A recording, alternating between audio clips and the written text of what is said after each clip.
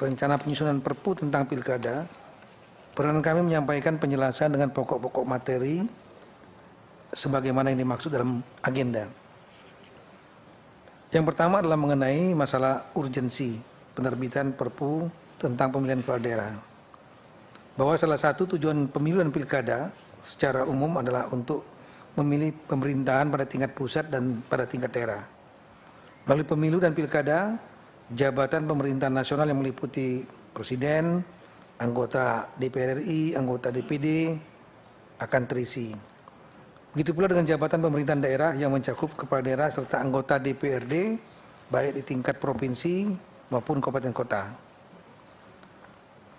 Berdasarkan pasal 201 ayat 8 Undang-Undang Nomor 10 2016 tentang pilkada, pemungutan serentak nasional dalam pemilihan gubernur dan wakil gubernur, bupati dan wakil bupati serta wali kota dan wali kota di seluruh wilayah negara Republik Indonesia dilaksanakan pada bulan November 2024.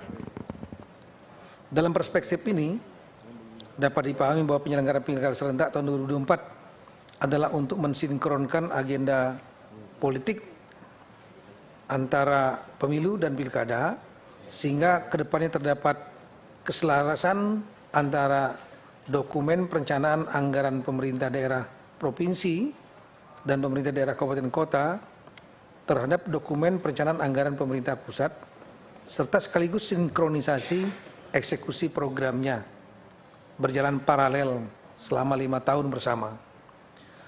Dengan menyerentakkan pemilu dan pilkada pada tahun yang sama tahun 2024 dan seluruh proses manajemen politik tersebut selesai sampai dengan pelantikan paling lambat 1 Januari tahun 2025 dinilai akan menghasilkan pemerintahan yang stabil dan pelaksanaan pembangunan nasional, provinsi, dan kabupaten kota akan selaras dan harmonis sehingga pembangunan secara keseluruhan nasional akan semakin baik.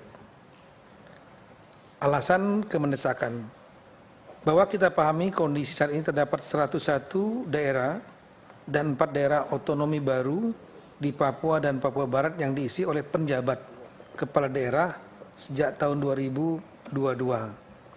Dan ini merupakan konsekuensi dan amanat dari Undang-Undang Nomor 10 2016. Juga terdapat 170 daerah yang diisi oleh penjabat kepala daerah di tahun 2023. Dan 270 kepala daerah hasil pilkada tahun 2020 yang akan berakhir menurut Undang-Undang Nomor 10 2016 adalah paling lambat tahun 2024 yang dapat ditafsirkan tanggal 31 Desember 2024. Hasil pilkada 2020, 270 daerah ini akan berakhir masa jabatannya. Berdasarkan data dan aturan ini, maka terdapat potensi terjadi kekosongan kepala daerah pada 1 Januari 2025. Dan jika ini terjadi, maka pada 1 Januari 2025 itu terdapat 545 daerah yang berpotensi tidak memiliki kepala daerah definitif hasil pilkada. Oleh karena itu perlu diambil langkah-langkah yang sifatnya strategis dan mendesak untuk menghindari kekosongan kepala daerah pada 1 Januari 2005. Terlebih lagi adanya perbedaan kewenangan antara kepala daerah definitif dan penjabat.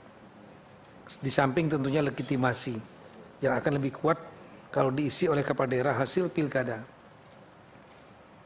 Untuk mengantisipasi kekosongan kepala daerah 1 Januari 2005, maka perlu dipastikan bahwa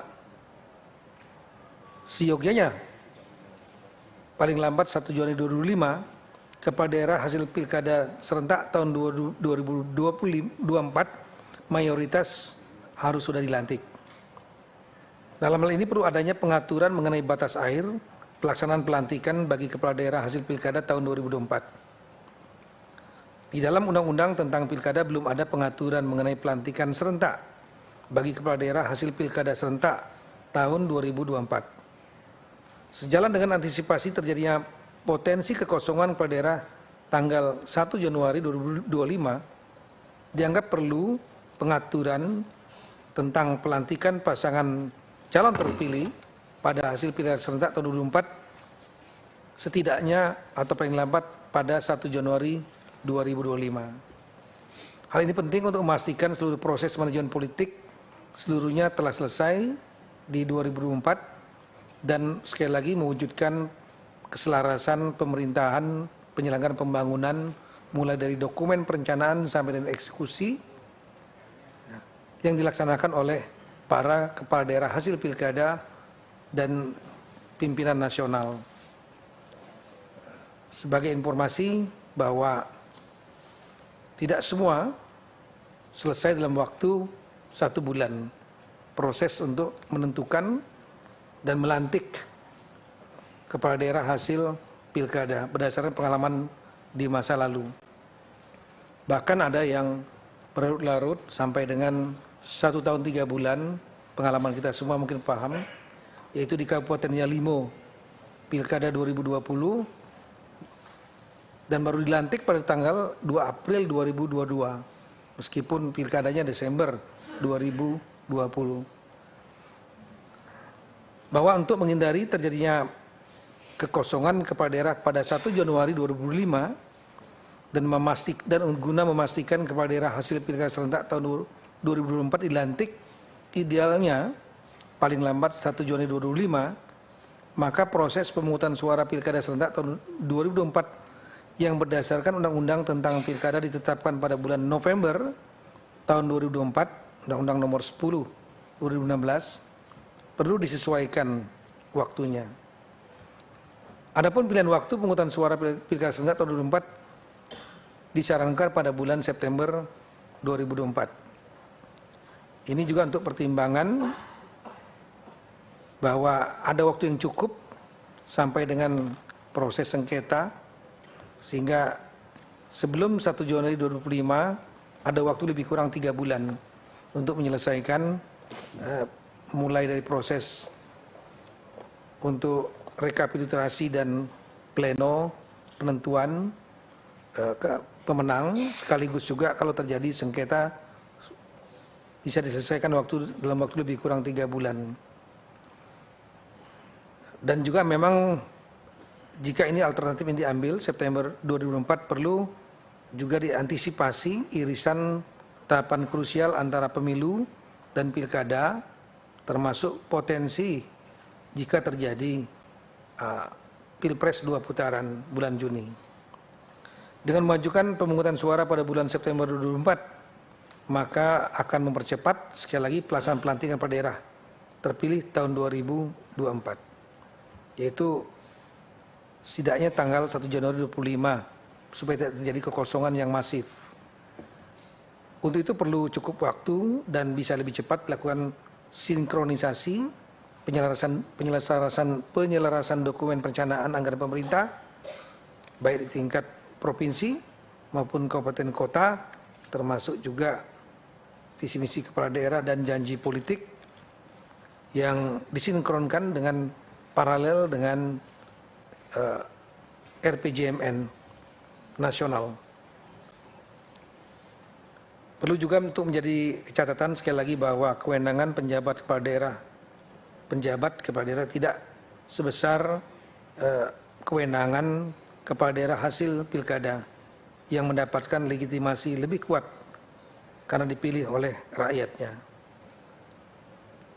Selanjutnya, sebagai konsekuensi dari saran kami untuk memajukan September 2024, maka guna memastikan tidak terjadi irisan tahapan antara pemilu dan pilkada, maka pelaksanaan kampanye disarankan dipersingkat menjadi 30 hari. Dengan singkatnya masa kampanye dapat mengurangi durasi lamanya potensi keterbelahan atau polarisasi masyarakat dan tensi politik yang dapat mengganggu stabilitas pemerintahan politik dan keamanan. Kita tahu bahwa tidak sedikit daerah-daerah yang kemudian terjadi konflik-konflik kekerasan pada saat pilkada dan pada saat masa kampanye misalnya dan pasca. Ini otomatis akan dapat mengurangi beban dari aparat keamanan dalam rangka mengawal pelaksanaan pilkada serentak tahun 2024. Kemudian dalam rangka mempertimbangkan masa kampanye 30 hari, serta mengurangi potensi permasalahan dalam penyediaan logistik pilkada, maka durasi sengketa pencalonan seyogyanya perlu dipersingkat. Dalam Undang-Undang Pilkada, bahwa proses penyelesaian sengketa pencalonan dilakukan mulai dari Bawaslu, di pasal 143, Pengadilan Tata Usaha Negara, Pengadilan Tinggi Tata Usaha Negara, pasal 154 ayat 2, sampai tingkat kasasi di Mahkamah Agung, pasal 154 ayat 7. Dengan durasi waktu keseluruhan penyelesaian paling lama 53 hari. Oleh karena itu durasi penyelesaian sengketa calon perlu dipersingkat, termasuk memangkas tahapan proses upaya hukum cukup sampai Pengadilan Tata Usaha Negara. Tidak perlu sampai ke Pengadilan Tinggi Tata Usaha Negara, apalagi sampai ke tingkat kasasi. Hal ini dapat mengadopsi pengaturan dalam pasal 471 ayat 1 Undang-Undang Nomor 7 Tahun 2017 tentang Pemilu, bahwa sengketa proses cukup sampai peradilan tun yang putusannya bersifat final dan mengikat, serta tidak dapat dilakukan upaya hukum lain. Dengan demikian durasi penyelesaian sengketa proses akan lebih cepat selesai karena peradilan tun hampir semua ada di daerah, sementara di Pengadilan Tinggi tun terbatas jumlahnya dan hanya di beberapa provinsi, dan Mahkamah Agung hanya ada di Jakarta, sehingga proses peradilan berlangsung lama. Sebetulnya ini pernah kita juga alami pada saat pilkada tahun 2020 yang lalu, di mana ada surat edaran Mahkamah Agung untuk menyelesaikan proses sengketa di tingkat tun yang diberikan batasan waktu, dan itu dapat dilaksanakan dan sudah selesai.